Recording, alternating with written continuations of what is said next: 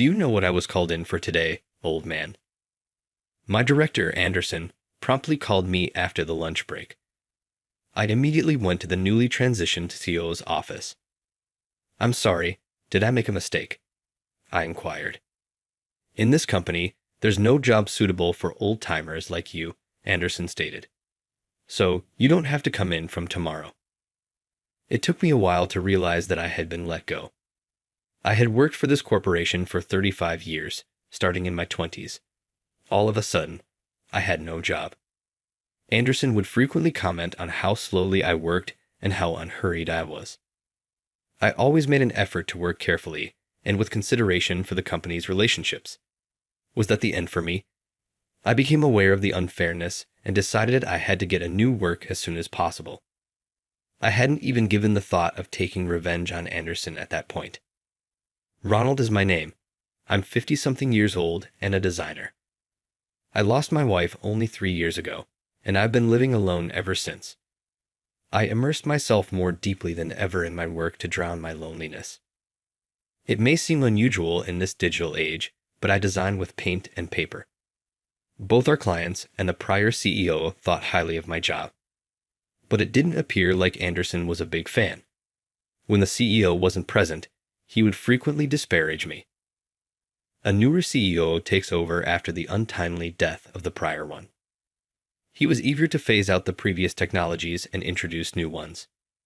Anderson appeared to fully support these contemporary concepts, given his strong relationship to the CEO.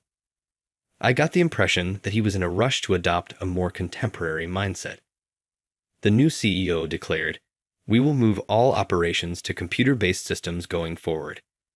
It has been forbidden to use paint for patterns ever since. We were to use computer software instead.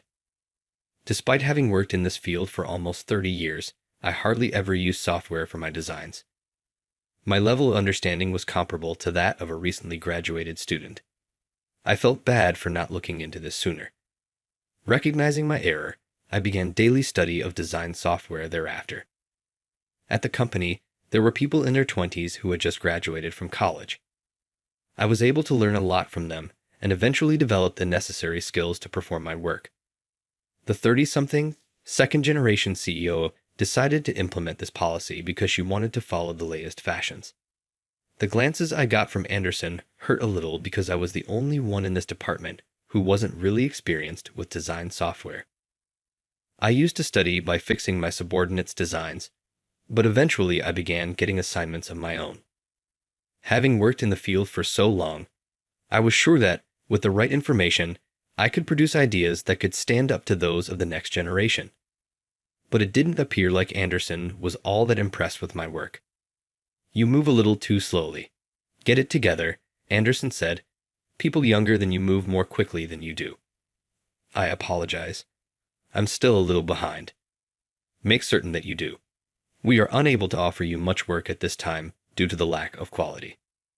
At least one such conversation took place each day. I was relieved when a subordinate who had witnessed this urged me not to worry and to ask them anything. But I started to panic and quickly lost confidence because I was rushed every day. This may not be the right career for someone my age. I considered retiring early as my retirement date drew near. I was carrying those ideas around in my head when we got a request from a reputable client. They desired a painted design. That being said, our organization required the usage of computer software. In order to satisfy the client's needs, I wanted to accept the request. I chose to talk to Anderson about it once. "Anderson, I need to talk to you. I am requesting permission to produce a painting design that a client has asked without using software, just once." "What? What topic are you discussing? Recently, didn't we demand that software be used for everything? However, there is a specific need for this. We have had a long-standing connection with this client. However, it is not feasible to work with them going forward. This is the reason why the elderly are useless. Is it not apparent that analog is outdated?" Did the CEO not say as much? "Digital AI may perhaps be used in the near future. You cannot remain in this industry if you are unable to keep up." I picked up the junior software knowledge. I can utilize either, depending on the circumstance and time of day. Is it still insufficient? You're an elderly, obstinate man. Simply give up. The CEO essentially threw me out of his office. Anderson has been adhering to the CEO lately and following his instructions. I made more unsuccessful attempts to negotiate with Anderson after that.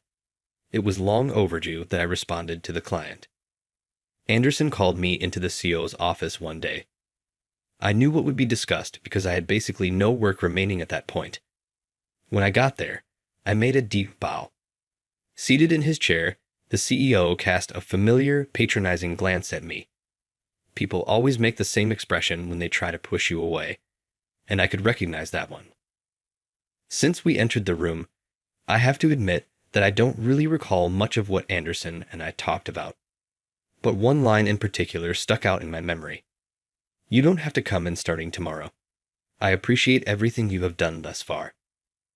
I lost my position within 6 months of the second-generation CEO taking over. Furthermore, not just any exit. I lost my job. It was fortunate that my wife was no longer with me to witness this. This kind of self-exposure would be embarrassingly uncomfortable. I left the company to the juniors who educated me about the software and the clients since I felt so sorry for myself, and I didn't say anything to anyone. I was sad, but since I was officially fired, I didn't have the guts to thank you or apologize. Benefits from job, I suppose, would start right away. Still, I was itching to go back to work. I was afraid I would even fall if I felt this down all the time. That was on my mind, but as someone once said, do you really think any employer would take a 50-year-old like me? Despite my background as a designer, I was concerned that my incapacity to utilize the software might prove to be another obstacle. I sent resumes to several organizations for design, customer service, wholesaling, and secretarial employment despite my concerns. I must have distributed close to 20 resumes. Just one of the 5 companies who contacted me for an interview made it to the final stage. That particular business was a competitor of mine. I didn't think I would get the job. You undoubtedly possess the expertise. I looked at the designs you've been working on, and each one is beautifully crafted and visually pleasing. It would be a pleasure to collaborate with you. How would you respond? Really? Of course, I would adore collaborating with you. Then, how about we get started in a week? Please teach our newcomer the fundamentals of traditional design methods. I really appreciate it. Being appreciated for my abilities once more felt amazing. Once again, I was going to be a designer. I had been with the company for a month now, and I was slowly but surely picking things up. Then an unexpected event occurred. Almost $2,000 more had been taken home by me on my first paycheck at this company. Although it may sound a little harsh, this company offers really good income. Sam chuckled as I muttered something beneath my breath. Ronald, that's because you're so talented. I'm not sure how much money you made at your previous position, but you have a unique skill set that might succeed anywhere. Though a little shy, I was overjoyed. As I picked up the skills and gained recognition from Sam and my juniors, I questioned whether I was actually contributing to the squad. It was then that my phone rang. Anderson was the one. When I nervously replied, I was met with an indignant diatribe. You're not qualified as an adult or a professional. You're the reason why everyone is in difficulty. Please don't be upset. What took place? There's no time to dwell on the past. You quit your employment without turning in any paperwork. We don't have any historical statistics or client information. That's because there wasn't enough time, and I was told to leave on that day. Such pathetic justifications. How did you treat us? Within 2 days, submit the handover data, else you will be declared jobless and at liberty. Regards in advance. The call ended abruptly, and I was forced to take sole responsibility. If ENT found out that I was employed by a competitor, what would he think? At my current employment, I received new assignments that I needed to get started on right away. Troubled, I made the decision to speak with Sam. Sorry to bother you, Sam. My former employer called me just now and asked that I turn over the necessary handover paperwork immediately. I might leave for around 2 hours to take care of things. Well, that's all right, But you weren't exactly on good terms when you left that place, right? That is accurate, yes. You truly have the final say, Ronald. Although confidence can be difficult at times, you should have a healthy amount of it because you're doing a fantastic job. Although I knew in my heart that I didn't have to do this, his words made it official. Ungrateful. I will not move today. Sam smiled warmly at me after our talk and returned to his job. I didn't handle the handover documents that day. That was the end of my relationship with my previous employer. I apologize for the abrupt call. It's John here. Do you still recall me? It had been about a month since I'd hung up on Anderson and ended things when John, a former classmate, contacted me. I hesitantly answered the call, fearing that he might have been prodded by Anderson, only to hear an incredibly flat voice. Yes, you are in my memory. I apologize for causing difficulties and leaving so quickly. What took place today? Don't worry at all. I take it that the director and the CEO are the reason you left. We've been experiencing some issues. Apart from myself, it appears like everyone in their 40s and 50s is getting laid off based on what I've heard. It appears as though the younger workers who are still there are running the business. In addition, other issues have arisen as a result of the improper transfer. Actually, our CEO is nervous because we recently lost a big client. Additionally, there appears to be a lot of poor departmental communication, which results in missed deadlines. What actions should I take? In an attempt to comfort him a little, I suggested that such coordinating tasks should be left to a supervisor since he's a new recruit and doesn't bear that much responsibility yet. Then, he struggled to respond, saying, "The problem is, I'm the leader." The CEO told me that young people needed to stand up in this new age and that I should become a leader to include their thoughts after all of the senior workers quit. John sounded very hopeless. He recently joined this year and is a rookie. Even if I don't have the strongest will, I can sense that something is wrong. Even yet, I encountered opposition to the notion of voicing my disapproval to the director or CEO directly. I've heard a lot about his work, and it sounds like he has a lot on his plate, including meetings with the CEO, departmental coordination, client visits, and dealing with elderly staff. This might shatter him. He helped me learn how to use some design tools, so I wanted to return the favor by helping him.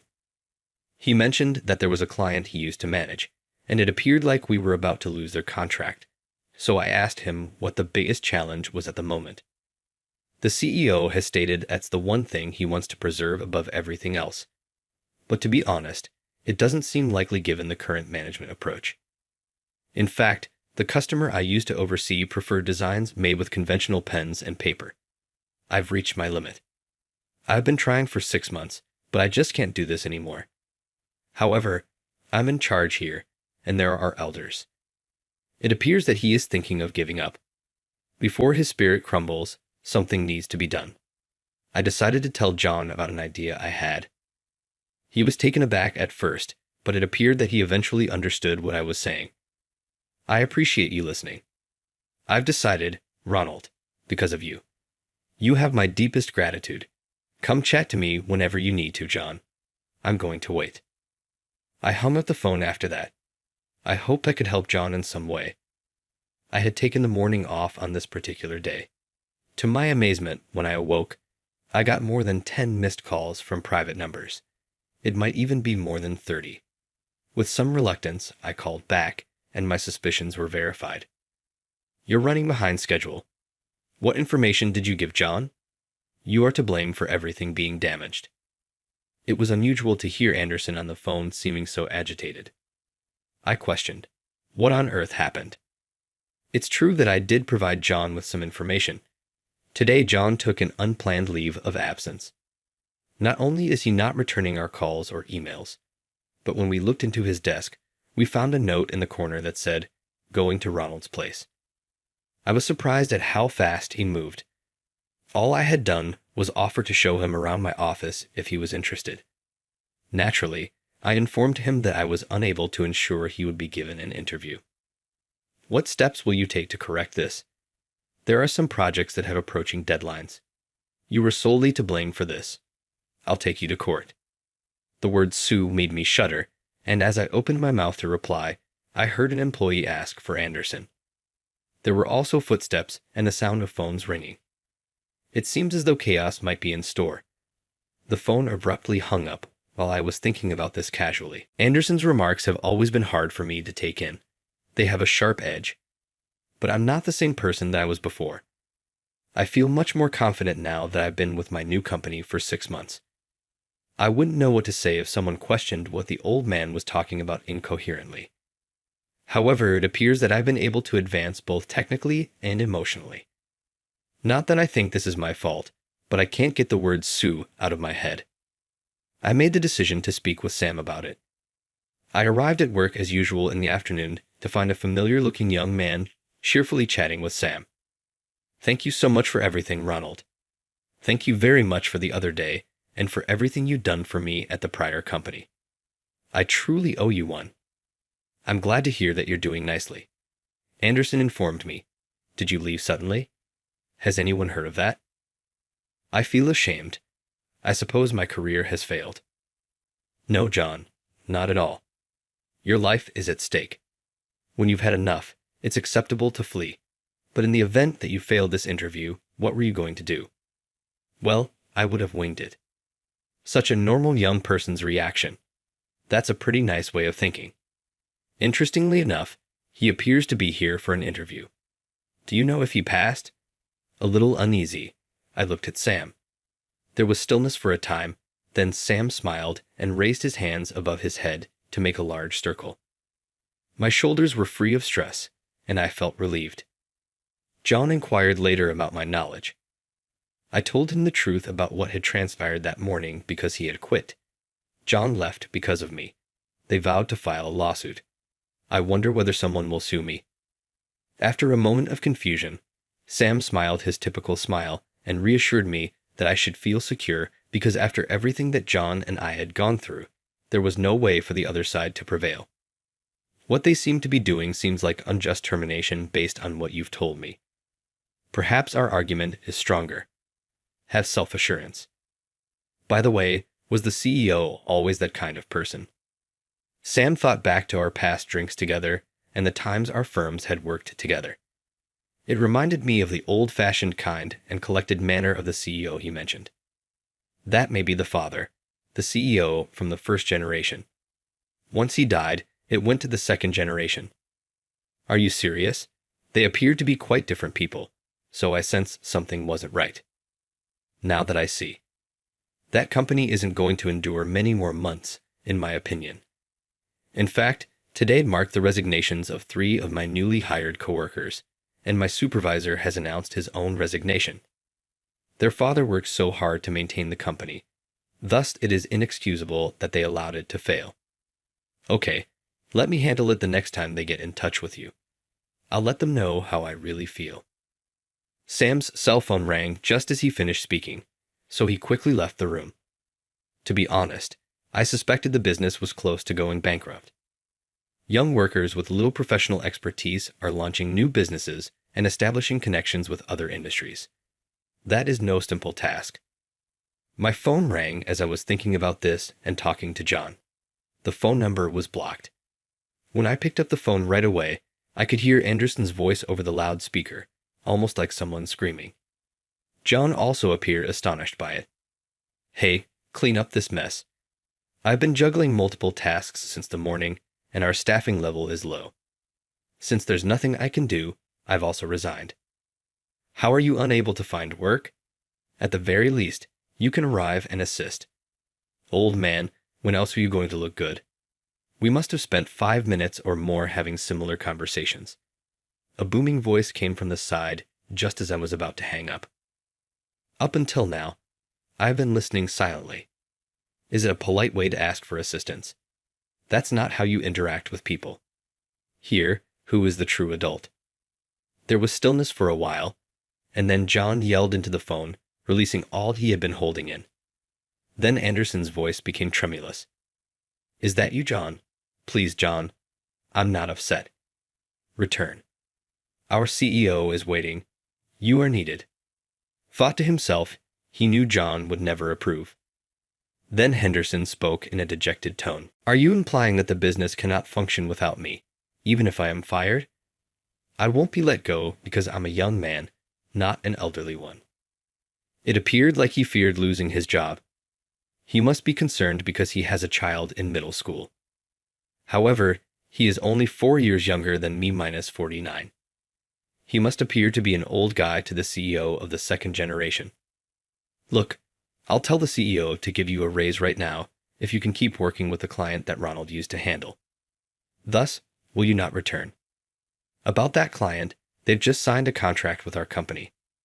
Sam seems to have heard Anderson and John's loud voices.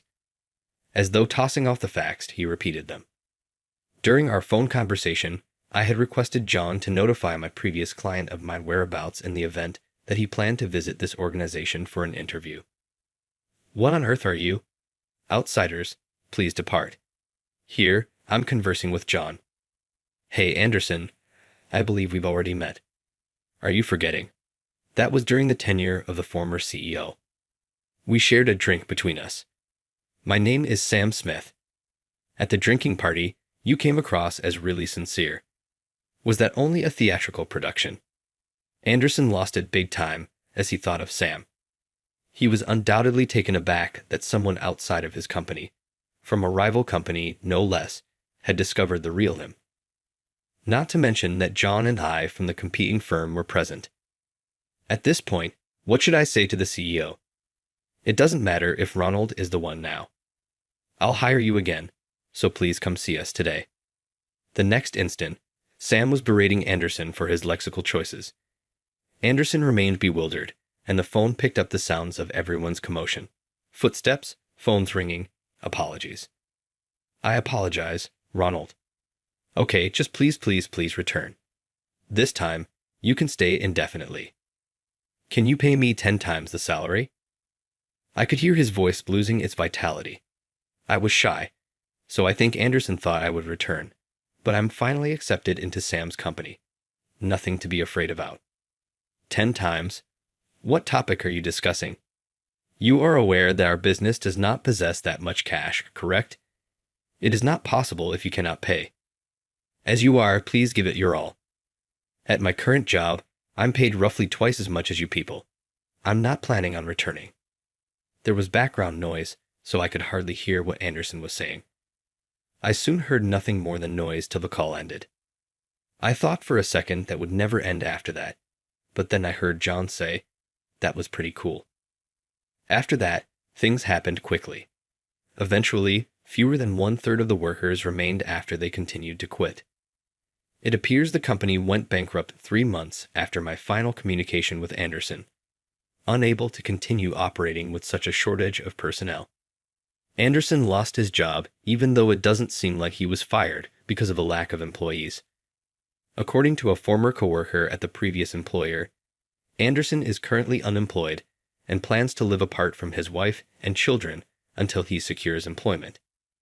It appears that his family was affected by his authoritarian behavior toward his subordinates. I've heard that they may even file for divorce.